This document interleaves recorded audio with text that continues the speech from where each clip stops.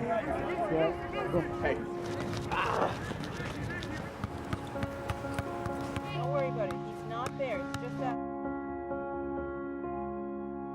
You know, as a high school athlete, that was my ceiling, and so when I got to college, I went into the student newspaper and started writing about and editing sports. For 20 years, was a sports writer covering high school sports, college sports, pro sports. About 2012, the love of sports had been completely evaporated, had been completely drained. So my prayer began very simply as, you know, God, you made me to love sports. How do I love it again?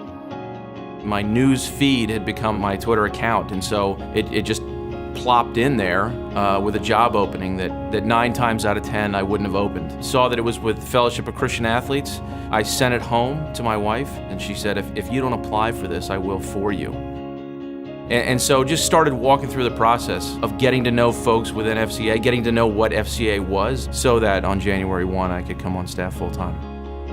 Every single step that I've taken, it's tryout training, it's fundamental training, it's new staff training, that all has the word training in it, which again sounds very cold, and especially in the corporate world, but is so rich in heart-level stuff, in being concerned about the posture of my heart. It felt like if I was empty, I was being poured into on a soul level.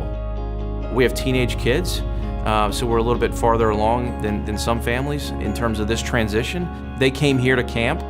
They were able to see what other staff families look like and to then really be able to say, oh, like, okay, now we're starting to get it too.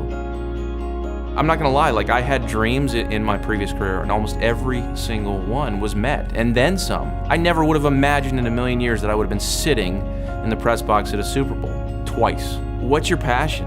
Like what burns inside of you? How do you wanna see that play out?